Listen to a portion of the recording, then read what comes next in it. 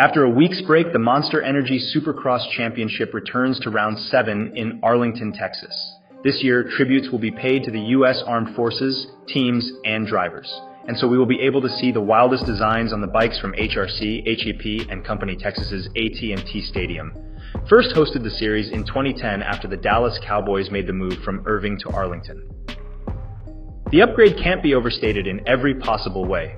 For the riders, the biggest change is in the dirt and removal of weather as a variable. The prior venue had some of the hardest dirt of the season, with the series typically making an April stop to improve the likelihood of amicable weather. Parts of the racetrack were more like concrete than anything else, and the dirt would turn black from tire marks by the end of the night. All of that is a distant memory now, as Arlington provides great dirt and a great race.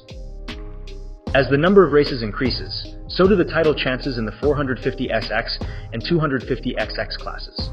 Over the years, 19 450SX pilots in 43 seasons managed to secure the title as winners of the DFW race. That only corresponds to a rate of 43%. But if you scale that down to the current venue, the chances increase immensely. Over the 14 seasons, 8 450SX pilots have not only won in Arlington, but also taken the title. An incredible 57% chance of winning the title is the result of this winning streak. In the 250SX class, the chances are even better with a win in Arlington. The DFW Metroplex 250SX race winner has won the championship in 23 of 38 seasons, including 6 of the last 9. So here the winner even has a chance of 61%. Ken Rochen snagged a Glendale win that many saw coming. His improved comfort on the Suzuki is clear for all to see. He joined Jet Lawrence, Chase Sexton, Aaron Plessinger, and Cooper Webb as the 5th winner of the year in 6 rounds. Jet Lawrence will sport the red plate for the first time since San Francisco.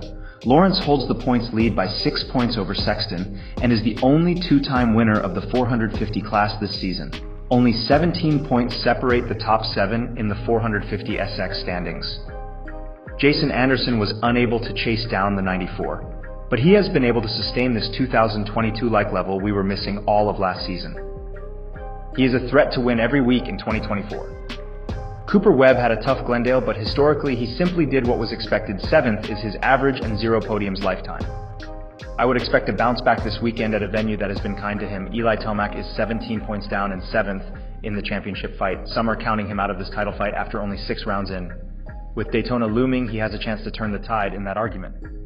More importantly, he needs to ensure that Jet Lawrence doesn't extend his points lead into the 20s or 30s. Justin Barcia seems to be frustrated with his gas in 2024 after absolutely raving about it in 2023. The switch to 48mm forks could be the culprit. Keep in mind, this same change has been lauded by Redbull KTM riders Plessinger and Sexton.